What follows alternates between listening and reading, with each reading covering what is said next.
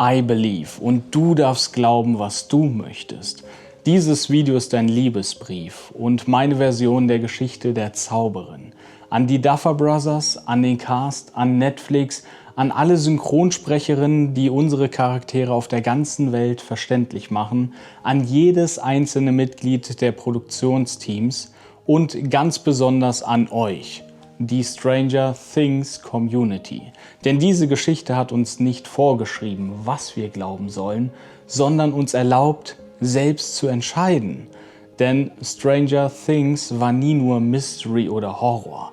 Es war eine Geschichte über das Erwachsenwerden, eine Coming-of-Age-Story, über Ängste, über Verluste, darüber mit all dem weiterzuleben. Und dass jeder so sein darf, wie er oder sie ist.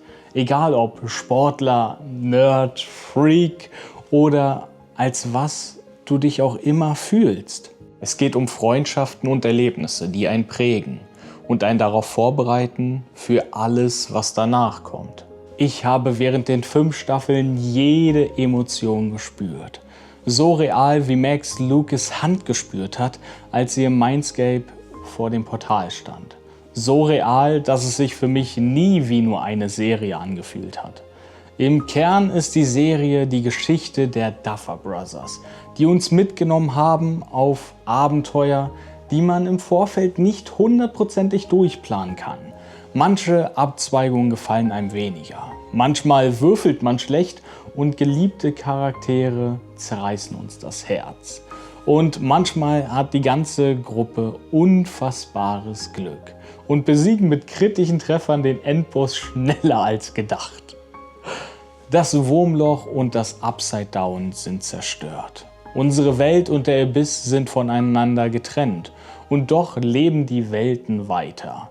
Die Partikel des Mindflayers, das Stranger Universe, Spin-offs mit neuen Mysterien, neuen Orten, neuen Charakteren, vielleicht auch ein neues Jahrzehnt, neue nostalgische Referenzen, die uns wieder vereinen oder soll ich sagen verschmelzen? Und jetzt zu dem entscheidenden Punkt. Ihr dürft glauben, was ihr möchtet. Für alles gibt es ein Für und Wider. Für mich im Herzen ist es real, auch wenn es nur eine Geschichte sein sollte. Und deshalb möchte ich euch meine Version erzählen, warum ich glaube, dass Eleven noch lebt. Als die Zauberin Abschied von ihrer Schwester nahm, schmiedeten sie kurzerhand einen nicht vollständig ausgereiften Plan. Sie wandte sich an ihren Beschützer, den Mann, der ihr beigebracht hatte, was Familie bedeutet. Und es ist wichtig, dass du mir einfach zutraust, die richtige Wahl zu treffen.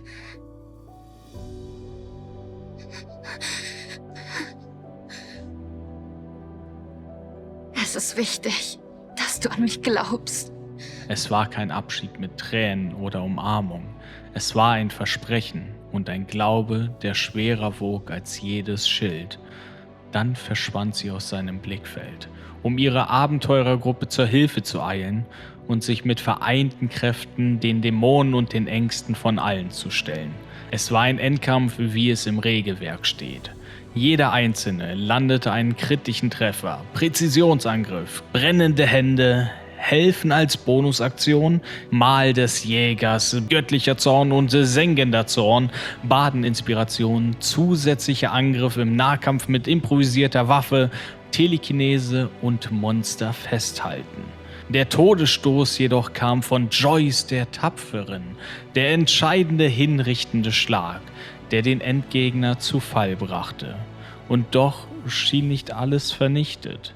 Lediglich die Manifestation von Angst und Zerstörung wurde mit Vecna aus den Gedanken getrieben.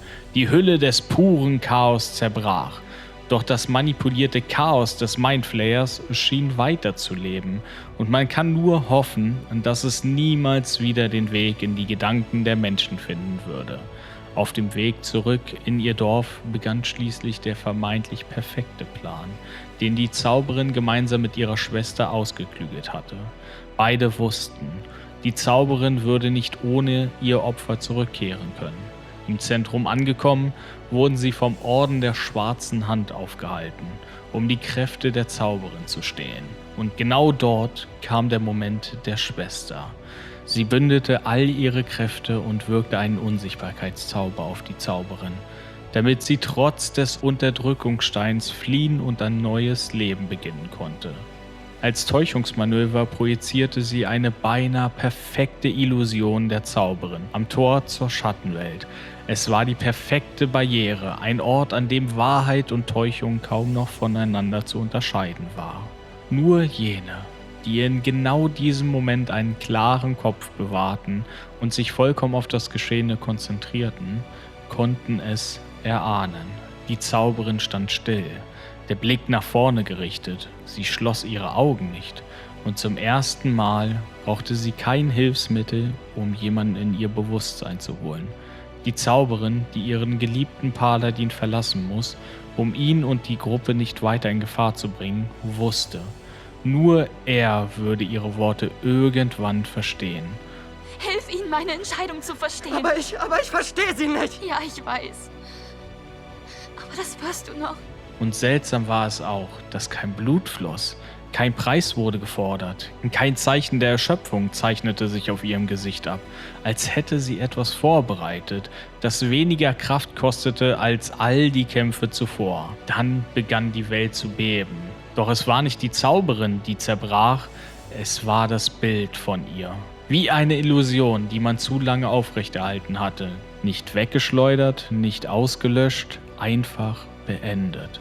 Wir sehen den Blick des Paladins, eine Träne aus Trauer und Verlust rollt ihm über die Wange. Dann legt sich die Dunkelheit über das Zentrum und genau in diesem Moment hört man es.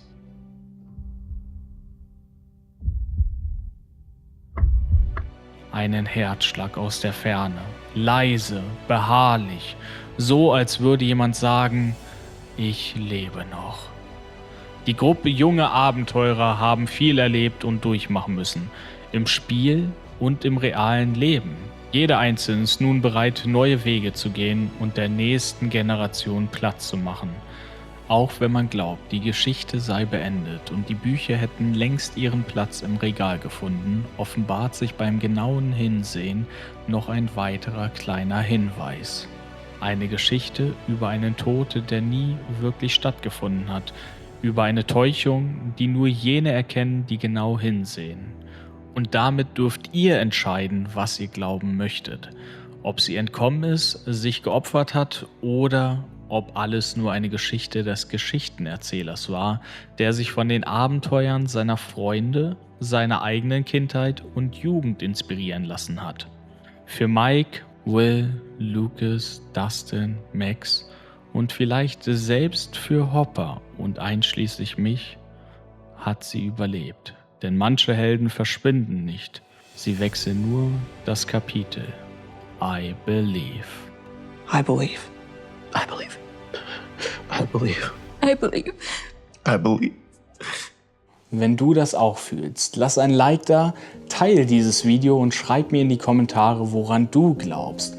Und sage mir, welche Fragen, Gedanken und Themen zu Stranger Things liegen dir noch auf dem Herzen. Die Würfel liegen auf dem Tisch. Du entscheidest, wie das Abenteuer für dich weitergeht. Chaotisch gut oder chaotisch böse.